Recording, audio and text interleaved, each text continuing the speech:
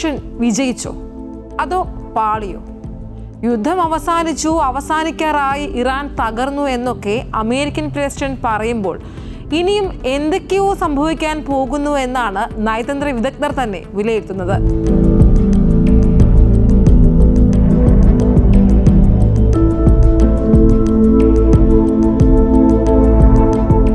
അതിന് കാരണം ഒന്നേയുള്ളൂ.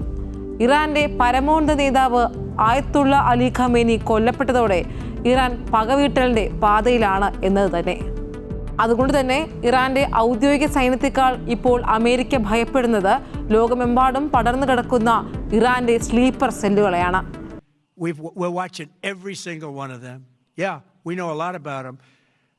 The biggest problem we have is the Democrat shutdown. We know a lot about them, but the shutdown doesn't allow us to do what we have to do. ഇതൊരു വെറും ഭീഷണിയായി കാണേണ്ട. അമേരിക്കയ്ക്കുള്ളിൽ തന്നെ ഇറാന്റെ sleeper സെല്ലുകൾ സജീവമായെന്ന intelligence റിപ്പോർട്ടുകൾ വൈറ്റ് ഹൗസിനെ ആശങ്കയിലാക്കുന്നു.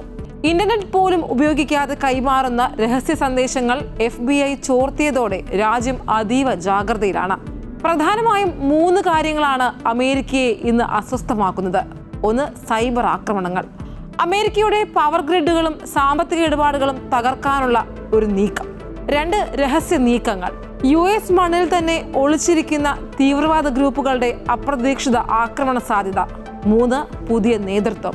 കൊല്ലപ്പെട്ട നേതാവിന് പകരം മുസ്തഫ ഖമേനി അധികാരം ഏറ്റെടുക്കാൻ ശ്രമിക്കുന്നത് ഇറാനെ കൂടുതൽ അപകടകാരിയാക്കുകയാണ്. ഇറാൻ പരമാധികാരി ആയത്തുള്ള അലി ഖമേനി കൊല്ലപ്പെട്ടതിന് പിന്നാലെ ലോകമെമ്പാടുമുള്ള തങ്ങളുടെ സ്ലീപ്പർ സെല്ലുകൾക്ക് ഇറാൻ സന്ദേശം കൈമാറിയെന്ന റിപ്പോർട്ടുകൾ അതീവ ഗൗരവത്തോടെയാണ് അന്താരാഷ്ട്ര ഏജൻസികൾ നോക്കിക്കാണുന്നത്. എന്താണ് ഈ സ്ലീപ്പർ സെല്ലുകൾ എന്നല്ലേ? ഒരു രാജ്യത്തോ പ്രദേശത്തോ സാധാരണ ജനങ്ങൾക്കിടയിൽ സമാധാനപരമായി ജീവിക്കുന്ന, എന്നാൽ കൃത്യമായ നിർദ്ദേശം ലഭിക്കുമ്പോൾ മാത്രം ആക്രമണങ്ങൾക്കായി സജീവമാകുന്ന രഹസ്യ സംഘങ്ങളെയാണ് സ്ലീപ്പർ സെല്ലുകൾ എന്ന് വിളിക്കുന്നത്. ഇവർ പ്രകടമായ ഒരു നിയമവിരുദ്ധ പ്രവർത്തനത്തിലും ഏർപ്പെടില്ല. ഒരു സാധാരണക്കാരനെ പോലെ ജോലി ചെയ്തും കുടുംബത്തോടൊപ്പം താമസിച്ചും വർഷങ്ങളോളം ഒരു രാജ്യത്ത് കഴിയാൻ ഇവർക്ക് സാധിക്കും.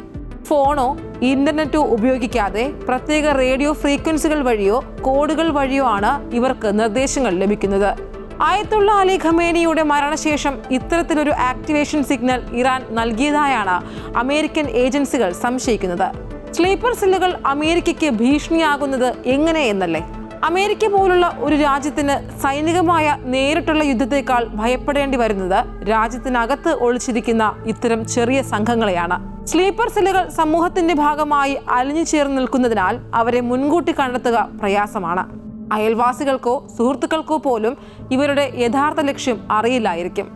യുദ്ധം അതിർത്തിയിൽ നടക്കുമ്പോൾ സ്ലീപ്പർ സെല്ലുകൾ നഗരങ്ങൾക്കുള്ളിൽ ആക്രമണം നടത്തുന്നത് ജനങ്ങൾക്കിടയിൽ വലിയ ഭീതിയുണ്ടാക്കും.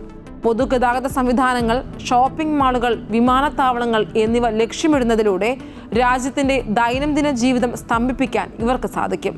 സാങ്കേതിക വിദ്യയിൽ വിദഗ്ധരായ സ്ലീപ്പർ സെല്ലുകൾക്ക് രാജ്യത്തിന്റെ പവർ ഗ്രിഡുകൾ, ബാങ്കിംഗ് സേവനങ്ങൾ, വാർത്താവിനിമയ സംവിധാനങ്ങൾ എന്നിവ തകർക്കാൻ കഴിയും. ഒരു വെടി പോലും ഉതിർക്കാതെ രാജ്യത്തെ തളർത്താൻ ഇതിലൂടെ സാധിക്കും. അമേരിക്കയിൽ ഹിസ്ബുള്ള, ഹമാസ് തുടങ്ങിയ ഗ്രൂപ്പുകളുടെ സ്ലീപ്പർ സെല്ലുകൾ ഉണ്ടെന്ന FBI മുൻപ് തന്നെ മുന്നറിയിപ്പ് നൽകിയിട്ടുണ്ട്. ഖമേനിയുടെ വധത്തിന് പ്രതികാരമായി ഈ ഗ്രൂപ്പുകൾ അതീവ അക്രമാസക്തമായ രീതിയിൽ പ്രവർത്തിക്കാൻ സാധ്യതയുണ്ട് എന്നാണ് വിദഗ്ധർ ചൂണ്ടിക്കാട്ടുന്നത്. മൊബൈൽ ഫോണിനെയോ ഇന്റർനെറ്റിനെയോ ആശ്രയിക്കാതെ ഒരു പ്രത്യേക ബ്രോഡ്കാസ്റ്റ് സ്റ്റേഷനിൽ നിന്നാണ് ഇറാൻ സന്ദേശങ്ങൾ അയച്ചത് എന്ന കണ്ടെത്തൽ അമേരിക്കൻ സുരക്ഷാ ഏജൻസികളെ ജാഗ്രതയിലാക്കിയിട്ടുണ്ട്. FBI ഡയറക്ടർ കാഷ് പട്ടേൽ ഉൾപ്പെടെയുള്ളവർ അതീവ ജാഗ്രത നിർദ്ദേശം നൽകിക്കഴിഞ്ഞു. ഈ നിലവിൽ നേരിട്ടുള്ള ഭീഷണികൾ റിപ്പോർട്ട് ചെയ്തിട്ടില്ല എങ്കിലും അസാധാരണമായ റേഡിയോ സിഗ്നലുകൾ നിരീക്ഷിക്കാൻ ഏജൻസികൾക്ക് നിർദ്ദേശം നൽകിയിട്ടുണ്ട്.